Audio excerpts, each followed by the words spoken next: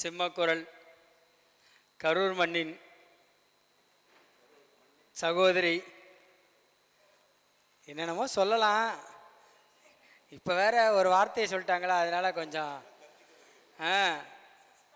Suspense. அக்கா வேற foreign போகிறாங்க. நம்ம ஜோதிட தளபதி யூடியூப் சேனல்னால் நிறைய வாடிக்கையாளர்கள் இப்போ அக்கா பிஸி ஆகிட்டாங்க. என்ன தம்பி மீட்டிங் வரணுமா அப்படின்னு கேட்குற அளவுக்கு பிஸி ஆகிட்டாங்க. பரவாயில்ல. இப்பொழுது உங்களிடம் தன் சிம்மக்குரலில் கர்ஜிக்க வருகை தரும் அன்பு சகோதரி மணிமேகலை அவர்கள் பேச வருமாறு அன்புடன் அழைக்கிறோம். டே வந்துட்டேன்டா அப்படின்னு சொல்லுவாங்க, அந்த மாதிரி ஆள். நிர்வாக தலைவர் திரு பிரகாஷுக்கும் நிர்வாக கமிட்டியை சேர்ந்த அனைவருக்கும், இங்கு வீட்டிருக்கக்கூடிய மேடையில் வீட்டிருக்கக்கூடிய குருநாதர் திரு குருஜி ஐயா அவர்களுக்கும், மருதமலை குருஜி ஐயா அவர்களுடைய பாதம் பணிந்து, இங்கு வீட்டிருக்கக்கூடிய அனைத்து ஜோதிட சொந்தங்களுக்கும், ஆன்லைனில் பார்த்துட்டு இருக்கக்கூடிய ஜோதிட தளபதி யூடியூப் சேனல் நேயர்கள் அனைவருக்கும் அசோக் கரூர் மணிமேகலையின் நெஞ்சார்ந்த வணக்கங்களை தெரிவித்துக் கொள்கிறேன். இப்போது ஒரு விஷயம் என்னென்னா, நான் வரும்போது சும்மா ஒரு சனி பகவானை பற்றி ஒரு சின்ன விஷயம் கேட்டுகிட்டே வந்தேன். அது என்னென்னா, இங்கே பேசுகிறதுக்கு இங்கே வந்ததுக்கப்புறம் தான் தலைப்பு கொடுப்பான். வந்ததுக்கப்புறம் தான் நீ என்ன பேசணுன்னே சொல்லுவான். நம்ம ப்ரிப்பேர் பண்ணிட்டு வரதெல்லாம் பேச விடணும். அப்படி போன தடவை நான் பேசினதை வச்சு கிளாஸ் எடுக்கிறீங்களான்னு நிறைய பேர் கேட்டாங்கடா தம்பி. அப்படின்னு கேட்டாங்கடா தம்பி.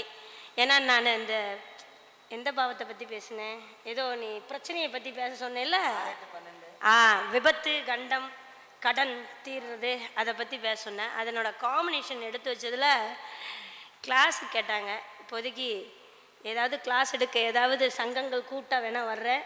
நான் நேரடி கிளாஸ் ஓகே நான் எடுக்கிறதுக்கு உண்டான நேரங்கள் இல்லை. விரைவில் செந்தூரான் தாந்திரிக பயிற்சி மையத்தின் சார்பாகவும் ஜோதி நிலையம் சார்பாகவும் மணிமேகலை அக்காவுடைய கிளாஸ் எடுக்கப்படும். டேட் பின்னர் அறிவிக்கப்படும். என்னை ஜோதிடம் பேச வச்சிங்கன்னா போதும், அதுதான் எனக்கு விஸ். இப்போது எல்லாரும் நம்ம இப்போ வந்துருக்கிறது சனி பகவான் மேஷ ராசிக்கும் மீன ராசிக்கும் கும்ப ராசிக்கு 7.5 அப்படிங்கிறதும், சிம்ம ராசிக்காரங்களுக்கு அட்டமச்சனி அப்படிங்கிற கான்செப்டில் போயிட்டுருக்கு. சனி பகவானை பார்க்கும்போதே நமக்கு ஒரு பயம் இருக்கும். சனி திசை நடந்தாலும் அதுக்குண்டான கஷ்டங்கள், அதுக்குண்டான தாமதங்கள், அதற்குண்டான சோர்வுகள், கசப்புக்கள் கண்டிப்பாக டச் பண்ணாமல் போகாது இந்த கான்செப்டில். நான் அது இல்லவே இல்லைன்னு சொல்ல வரல. இருந்தாலும் தம்பி ஈஸ்வர், உங்களுக்கு ஒரு விஷயம் நான் வந்தோடனே சொல்லணும்னு நினச்சேன், மறந்துட்டேன். சாரி, உட்காருங்க. நீங்கள் பிளட் குரூப் பற்றி அழகாக போன மீட்டிங்லேயும் கேட்டேன், இந்த மீட்டிங்லேயும் கேட்டேன். ரொம்ப சிறப்பாக இருந்தது. இந்த ஜோசியர்களுக்கெல்லாம் என்ன பிளட் குரூப்பாக இருக்கும்னு ஒரு ஆய்வில் கண்டுபிடிச்சி சொல்லுங்களேன். ஈஸியாக ஜாதகம் படிச்சுக்குவாங்கல்ல. நான் மருதமலை குருஜி ஐயா எனக்கு ஒரு டிப்ஸ் கொடுத்தாரு. இருந்தாலும் நீங்கள் கண்டுபிடிச்சிட்டு சொல்லுங்கள். ஜோதிடர்கள் ஆபவர்களுக்கெல்லாம் என்ன பிளட் குரூப் இருக்குது? பேய்களுக்கெல்லாம் ரொம்ப பிடிச்ச நட்சத்திரம்னு சொல்கிறாங்களே, அந்த மாதிரி ஜோசியர்களுக்கு என்ன பிளட் குரூப் ஓடும்னு சொல்லுங்களேன். சரி, இப்போது சனி பகவானை பற்றி பேசும்போது பார்த்தீங்கன்னா, இப்போ சனி பகவான் எல்லாத்துக்கும் ஜாதக கட்டத்தில் எங்கேயோ ஒரு இடத்துல இருக்கும் இல்லையா? ஏதோ ஒரு கட்டத்தில் சனி பகவான் இருக்கும் இல்லையா? அப்போது சனி பார்க்கிற வீடுகள் பலம் இழக்கும், கஷ்டப்படுங்கிறது தான் சாஸ்திர ரூலு. அப்போது என்ன கஷ்டப்படுத்தும் அப்படின்னு கேட்டிங்கன்னா, சனி பகவானுடைய பார்வை 3, 7, 10 பார்வை தான் இல்லைங்களா? சிறப்பு பார்வை. நான் இதை பார்வை பற்றி ஏற்கனவே ரொம்ப நாளைக்கு முன்னாடி மீடியாவில் பேசியிருக்கேன். ஒவ்வொரு கிரகங்களுக்கும் நீங்கள் அடிப்படை பயின்றிட்டு இருக்கிறவங்களா இருந்தால் இதை கேட்ச் பண்ணிக்கிங்க. ஒரு கிரகங்களுக்கு பார்வைன்னு ஒவ்வொரு கிரகங்களுக்கும் ஒவ்வொரு பார்வை கொடுத்துருக்கான். முதல்ல அதை ஆய்வு பண்ணுங்க. அதில் பல விஷயம் இருக்குது. ஏன் சனி பகவானுக்கு 3ஆம் பார்வை கொடுத்துருக்கான், ராகு கேதுகளுக்கு மட்டும் 3ஆம் பார்வை கொடுத்துருக்கான் இல்லையா? மற்ற கிரகங்களுக்கு ஏன் 3ஆம் பார்வை கொடுக்கல? 3ஆம் இடத்தினுடைய காரகத்துவத்தை எல்லாம் எடுத்திங்கன்னா இவங்க 2 பேரும் செய்வாங்க. வேறு கிரகங்களுக்கு அதுக்கு அனுமதி இல்லை. இதெல்லாம் யோசிச்சிங்கன்னா பார்வையினுடைய விஷயங்கள் புரியும் ஒவ்வொரு கிரகத்துக்கும். அப்போ 7ஆம் பார்வை கொடுத்த கிரகங்கள் பார்த்தீங்கன்னா 7ஆம் பார்வை மட்டும்தான் இருக்கும். அவங்களுக்குலாம் ஏன் சைடு பார்வை கொடுக்கல? சைடு பார்வை கொடுக்கக்கூடாது. அது நேர் பார்வையாக தான் இருக்க முடியும். அதனால நீ அந்த கிரகம்லாம் என்னென்னு பார்த்தீங்கன்னா தெரியும். புதன் சுக்கிரன் சந்திரனுக்கெல்லாம் ஸ்ட்ரைட் பார்வை தானே. அப்போ வந்து அந்த அதெல்லாம் ஸ்ட்ரைட்டாக தான் இருக்கணும், கிராஸாலாம் இருக்கக்கூடாது. இதை நீங்கள் ஆய்வு பண்ணீங்கன்னா அருமையாக இருக்கும். 10ஆம் பார்வை சனி பகவானுக்கு மட்டுமே உண்டு, வேற அதுக்காவது உண்டா? 10 கர்மாவை மட்டும்தான் சொல்லுமா? நம்ம ஜாதகத்தில் 10ஆம் இடம்ங்கிறதும் காலபுருஷனுக்கு 10ஆம் இடம்ங்கிறதும் கர்மம் சொல்கிறோம், கர்மஸ்தானம். ஜீவனஸ்தானம்னு ஒன்று இருக்குல்ல, அப்போ ஜீவன காரகனே சனி பகவான் தான்.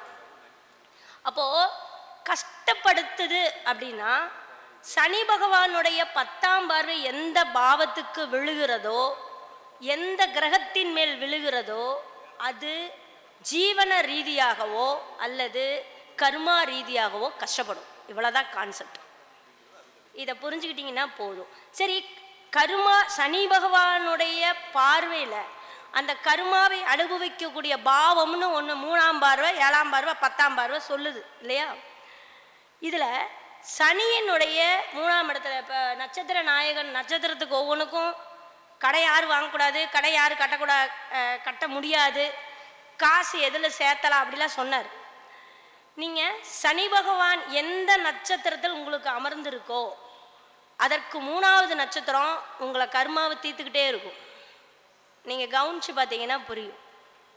இது உங்களுக்கு பொருள் சேர்த்துறதுக்கு, அதாவது சனி ஒரு நட்சத்திரத்தில் உட்காந்துருச்சுன்னு வச்சுக்கோங்களேன். இப்போது எனக்கு புனர்பூஷத்தில் இருக்குது சனி பகவான். 3ஆவது நட்சத்திரம் எது? ஆயில்யம். பூசம்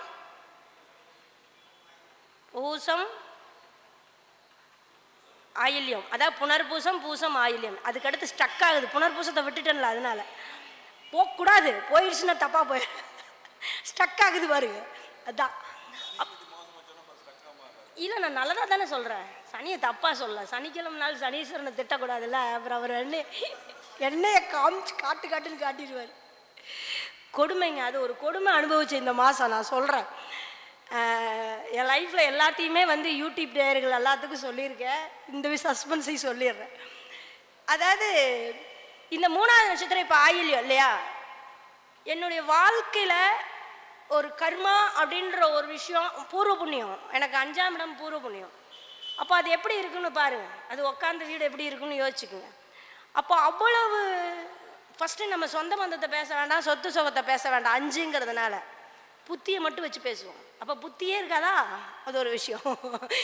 ஆனால் அந்த ஆயில்யம்னு சொல்லக்கூடிய புதன் வந்து பார்த்திங்கன்னா, புதனுடைய நட்சத்திரத்தில் பிறந்தவர்கள்னால எனக்கு ஒவ்வொரு அமைப்பாக கிடச்சிது. நான் அது இன்றைக்கி தான் ஜஸ்ட்டு நான் வந்து எங்கள் வேலாயுதம்பாளையை தாண்டினதுக்கு அப்புறம் தான் அந்த ஃபார்முலாவை கேட்குறேன். அப்படியே ஓடட்டு பார்க்குறேன், எல்லாம் அப்படியே உட்காருது. இதுதான் ஜோசியம், இதுதான் சாஸ்திரம். இப்படி தான் நீங்கள் கேட்ச் பண்ணணும் ஒரு விஷயத்தை கேட்ச் பண்ணும்போது. அப்போது நம்ம ஜாதகத்தில் சனி எங்கே இருக்காரோ அதற்கு 3ஆம் இடத்துல இருக்கக்கூடிய நட்சத்திரத்தில் ஒரு இப்போ குரு ட்ராவல் பண்ணுறாருன்னு வச்சுக்கோங்க. இப்போ கோச்சாரத்தில் குரு வருவாரா, அவர் நமக்கு இருக்கக்கூடிய தீர்க்க முடியாத ஒரு கர்மாவை அந்த குரு பகவான் தீர்த்துட்டு போவார். கோச்சாரத்தில் வரும்போதும் சரி, அல்லது பிறப்பு ஜாதகத்தில் 3ஆவது நட்சத்திரத்தில் ஒரு கிரகம் இருந்தாலும் அது தீக்கும். அது இப்போ சுக்கரை உட்காந்துருக்குன்னு வைங்க, அத்தையின் மூலயமா மனைவி மூலியமாக தீரும். இவ்வளோதான் கான்செப்ட். அப்போது இது பார்வைக்கும் உண்டு, கோச்சாரத்திற்கும் உண்டு, ஜாதக ரீதியாகவும் உண்டு. அப்போது நீங்கள் ஆயில்யத்தை மட்டும் எடுக்க வேண்டியதில்லை, அதுக்கு திரிகோணத்தையும் எடுத்துக்குங்க. அப்போது நான் சொல்கிறது, நான் என்னோட ஆயில்யத்தை சொல்கிறேன், அதுக்காக நீங்கள் ஆயில்யத்தை பார்த்துட்டு இருக்காதீங்க. உங்களுடைய ஜாதகத்தில் சனி அமர்ந்த 3ஆவது நட்சத்திரத்தினுடைய திரிகோண நட்சத்திரங்கள் 3மே எந்த நட்சத்திரம் அமர்கிறதோ உங்களுடைய கர்மாவை அது கழிக்க வல்லது. கிரகம் மட்டும் இல்லைங்க, மனுஷனும் தான். எல்லாமே நம்ம வந்து விளக்கி சொன்னாதான் புரியுது. லைட்டாலாம் சொன்னால் யாருக்கும் புரியவும் மாட்டேங்குது, அது ஒரு விஷயம் கேட்ச் பண்ணிக்கணும். நீங்கள் அதை மட்டும்தானே சொன்னீங்க, அப்போ எனக்கு குருவும் வரல எதுவும் வரல, நான் என்ன பண்ணட்டும் அப்படிலாம் கேட்கக்கூடாது. அதாவது இந்த இப்போ நான் என்னுடைய உதாரணத்துக்கு புனர்பூஷத்தில் சனி இருக்குன்னு சொன்னேன் இல்லையா, இப்போ ஆயில்யம் கேட்டை ரேவதியில் பிறந்த ஒருவரால் எனக்கு ஒரு விஷயம் கிடைக்காதுன்னு இருக்கக்கூடிய விஷயத்தை கிடைக்க வைக்கும் வல்லமை அந்த நட்சத்திரக்காரர்களுக்கு உண்டு. இவ்வளோதான் மேட்டர். அந்த நட்சத்திர நாளுக்கும் உண்டு. புரியுதுங்களா? நானே நினைப்பேன், ஐயையோ நமக்கு பாதகாதிபதி நட்சத்திரமாச்சே அப்படின்னு சத்தியமா அப்படிதான் நினைச்சேன். நம்மளோட பாதகாதிபதி நட்சத்திரமாச்சே, இவங்க நம்மளை எங்க கொண்டு போய் சிக்க வைக்க போறாங்களோன்னு நினைப்பேன். ஆனா பாருங்க, இன்னைக்கு அது ஒரு மிகப்பெரிய ஒரு கிஃப்டா எனக்கு வந்து இது. நான் உடனே அதை சொல்லிடுறேன், நல்லா மறந்துடுவேன், அடுத்த வாரம் மறந்துடுவேன். அதனால தப்பையே பதிவு பண்ணி வச்சிட்டோம்னா கம்முன்னு போயிடும். இது ஒரு விஷயம். இப்போ மீறி ஒரு விஷயங்கள், இப்போ சனிக்கு 3ஆம் பார்வை, 10ஆம் பார்வை, 7ஆம் பார்வையில் இருக்கக்கூடிய கிரகங்கள் நம்மளுடைய கர்ம பலனை சொல்லக்கூடிய கேட்டகிரியும் மாறும். கேட்டகிரி மாறும். 3ஆம் பார்வைக்கு ஒரு பலன், 7ஆம் பார்வைக்கு ஒரு பலன், 10ஆம் பார்வைக்கு ஒரு பலன். நீங்கள் 10 கர்மம்னு எடுக்கிறதா 3 கர்மம்னு எடுக்கிறதுனா அதெல்லாம் இல்லை. இப்போ நீங்கள் 3க்கு சனியினுடைய 3ஆம் பார்வை தொழிற்சாலம் பெறுதுன்னு வச்சுக்கோங்க. அப்போ எங்கே இருக்கும்? 8ல் இருக்குமா? 8ல் இருந்து 3ஆம் பார்வையா 10 பார்த்துச்சுன்னா அவன் தொழிலில் 3 வருஷத்துக்கு ஒருக்கா அவன் மாற்றிக்கிட்டே இருக்கணும். மாடுலேஷனையாவது மாற்றணும், பிரான்ச்சை மாற்றணும், அல்லது போட்டிருக்கிற சேரையாவது மாற்றணும், இடத்த மாற்றணும், சொத்தை மாற்றணும், எதையாவது ஒன்று மாற்றணும். மாற்றிக்கிட்டே இருப்பான். இதெல்லாம் நிற்காது. கோட்சாரத்தில் வரும்போதும் மாறும். இதெல்லாம் கவனிக்கணும். 3ஆம் பார்வை சகோதர பாவங்கள். அப்போ 3ஆம் பார்வை படக்கூடிய கிரகங்களுக்கு சகோதர பாவம் இருக்கும்ல. 3ஆம் இடத்துல ஒரு கிரகம் வந்தால் அவனுக்கு ஒரு இளைய சகோதரங்கள் கிடைக்கும்ல. ஒரு வீடுங்கிற இடத்துல இருக்குதுன்னு வச்சுங்க, 3ஆம் இடத்துல வர இன்னொரு வீடு கிடைக்கும்ல. எலசுன்னா எல்லாம் அதானே, இன்னொரு குட்டி வீடு, இன்னொரு சின்ன வீடு. சாரி, ஐயோ இல்லை இதில் நான் இன்னொன்று சாரி, இந்த வார்த்தைக்கு தப்புன்னெலாம் எடுத்துக்காதீங்க. 7ஆம் இடம்னு ஒரு இடத்துல சனிக்கு ஏன் உச்சத்தை கொடுத்துருக்கான்? 7ஆம் பார்வை சனி பகவானுக்கு எங்கே கொடுத்துருக்கான்? 7ஆம் பார்வை படக்கூடிய இடத்துல கர்மாவின் பலனை சொல்லுன்றோம். ஆனால் காலபுருஷனுக்கு 7ஆம் இடத்துல ஏன் சனி உச்சத்தை கொடுத்துருக்கான்? அங்கே என்ன வேலை? ஒரு கசப்பு கிரகம், ஒரு சொந்த பந்தத்தை விட்டு தனியாக இருக்கக்கூடிய கிரகம், கஷ்டப்படுத்தக்கூடிய கிரகத்தை, அழுக்கோடு இருக்கக்கூடிய கிரகத்தை கொண்டுட்டு போய் மனைவி ஸ்தானத்தில் ஏன் வச்சான்? ஏன் வச்சான்? காலபுருஷ தத்துவம் வச்சிருக்குதா இல்லையா? நம்ம சித்த பெருமானுங்கள் என்ன சொல்ல வர்றாங்க? அப்போது மக்களுக்காக இருந்தாலும் சரி, மண்ணுக்கு இருந்தாலும் சரி, மனைவிக்காக இருந்தாலும் சரி, தர்ம நெறி மாறாமல் வாழக்கூடிய ஒரு அந்தஸ்தை கொடுக்கக்கூடிய ஒரே கிரகம் சனி பகவான் தான். தர்மத்திற்குண்டான தண்டனையை கொடுக்கக்கூடிய அமைப்பும், ஒரு பொண்டாட்டி 2 பொண்டாட்டி ஓகே, பாதிச்சிருச்சுன்னா அங்கே சூரியன் நீசமாக இருக்கிறதுனால, காதல் எனக்கு அவகிட்ட காதல் கிடைக்கல, எங்கள் வீட்டுக்கார்ட்ட எனக்கு காதல் கிடைக்கல, சொத்து கொடுக்குறாரு ஆனால் லவ் இல்லை அப்படின்னு இன்னொரு பக்கம் லவ் பண்ணோம்னா சூரியன் அந்த இடத்துல நீசமாகறாரா இல்லையா? இல்லை. அதனால மனசு எதையோ தேடுது, அதனால செகண்ட் வருது, செகண்ட் வரைக்கும் அனுமதிக்கும். 3வது 4வதுன்னு போனால் தெரிஞ்ச மகாலட்சுமியோட தெரியாத பேய் எவ்வளவோ பரவாயில்ல. இதை யார் தண்டனை கொடுப்பான்னு கேட்டிங்கன்னா சனி தான் கொடுப்பார். இந்த தண்டனையை கொடுக்குறவர் சனி. அப்போது காலபுருஷ தத்துவம் சொல்லக்கூடிய ஒவ்வொரு பார்வைகளுக்கும் ஒவ்வொரு பலம் உண்டு. இதில் சனியினுடைய 3ஆம் பார்வை சுக்கிரனுக்கு கிடைக்குது அப்படின்னு வச்சுக்கோங்களேன். நான் அப்படியே சொன்னேன், பெண்களால், அத்தையால், வண்டி வாகனத்தால் ஒரு நமக்கு ஒரு கர்மாவின் பலன் அதன் ரீதியாக தீர்ந்துக்கிட்டே இருக்கும்னு அர்த்தம். இதில் ஒரு கம்பேரிசன், நான் எந்த தப்பும் பண்ணலைங்க, நான் எந்த தப்பும் பண்ணலை, ஆனால் எனக்கு தண்டனை கிடச்சிக்கிட்டே இருக்குது அப்படின்னா, நீங்கள் அது சொல்கிற ஒரே கிரகம் ராகுவினுடைய 3ஆம் இடத்துல ராகு கேதுகள் அமர்ந்தால் மட்டும்தான் நீங்கள் திடீர்னு நீங்கள் செய்யாத தவறுகளுக்கு தண்டனை என்பது உங்களுக்கு தெரியாமலேயே அந்த தண்டனை அனுபவிக்கக்கூடிய வாய்ப்பை புரியறதுக்கே ஒரு சிலத்துக்கு 18 வருஷம் ஆயிரும். ராகு திசை முடிகிற வரைக்கும் நம்ம என்ன தப்பு பண்ணுறோன்னு தெரியாமலேயே போகிறதுக்கே பல காலங்கள் ஆகிப்போம். இதெல்லாம் ராகு கேதுகள் கொடுக்குற விஷயம். இது மற்ற கிரகங்கள், சுப கிரகங்கள் இருந்ததுன்னா ஏதாவது ஒரு ரீதியில் அந்த காரக ரீதியாக உங்களுக்கு அந்த கர்மாவின் பலனை கரைச்சிக்கிட்டே இருக்கும். இதுக்கு மாற்று கருத்தே இல்லை. இது சனி பகவானுடைய பலனா சொல்லிட்டு, இப்போ நான் இன்னொரு காலபுருஷ தத்துவத்துக்குள்ள இன்னொரு டிப்ஸ். பல காலபுருஷ தத்துவங்கள், நான் காலபுருஷ தத்துவத்தை விட்டு பாரம்பரியத்தை விட்டு எங்கேயும் வெளில வர மாட்டேன். என்ன டிப்ஸ் சொன்னாலும், என்ன பரிகாரங்கள் சொன்னாலும், குடுகுடுப்ப ஜோசியுமே சொன்னாலும் காலபுருஷ தத்துவத்துக்குள்ள அப்ளை பண்ணி பார்ப்பேன் நான். எனக்கு அந்த மாதிரி நான் ஒரு ஆள்.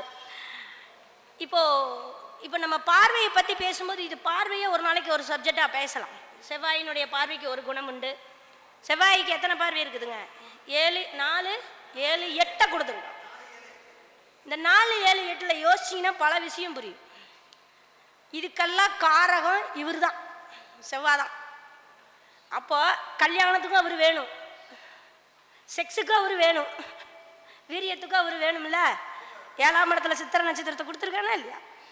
அப்போது வண்டி வாகனங்கள், சொத்து சுகம், பூமி சம்மந்தப்பட்டது எல்லாத்துக்குமே செவ்வாய் வேணும் இல்லைங்களா? 8 வரக்கூடிய பிரச்சனை, கேஸு, போலீஸு, காவல்துறை சம்மந்தப்பட்டது, லீகல் சம்மந்தப்பட்டது, இல்லீகல் சம்மந்தப்பட்டது எல்லாத்துக்கும் செவ்வாயினுடைய கான்செப்ட் தேவை. ரத்தம் சிந்துறதுக்கும் வேணும், ரத்தம் ஏற்றுறதுக்கும் வேணும், ரத்த பந்தத்துக்கும் வேணும். இது எல்லாத்துக்குமே 8 தானே. எனக்கு பங்காளியால் பிரச்சனைனாலும் 8 தான், பங்காளிக்கு ரத்தம் கொடுக்குறேன்னாலும் 8 தான். அப்போ மண்ணுக்காக நான் என் உயர கொடுக்குறேன்னாலும் 8 தான். அதான் ஆர்மி 8 விருச்சகம். அப்போது இதுக்கு எல்லாத்துக்குமே ஏன் வந்து அந்த பார்வைக்கும் இந்த பாவங்களுக்கும் என்ன தொடர்புன்னு போட்டு பார்த்தீங்கன்னா, இந்த பார்வையில் ஒரு அற்புதமான விஷயத்தை வச்சுருக்கோம். இது ஒரு பக்கம். இதெல்லாம் பெரிய சப்ஜெக்ட்டுங்க, பேசுனா மணிக்கணக்கில் பேசலாம். நான் உங்களுக்கு சின்ன ஒரு ஃபார்முலா மட்டும் கொடுத்துருக்கேன், புரியலைன்னா அடுத்த மீட்டிங்கில் பேசிக்கலாம்.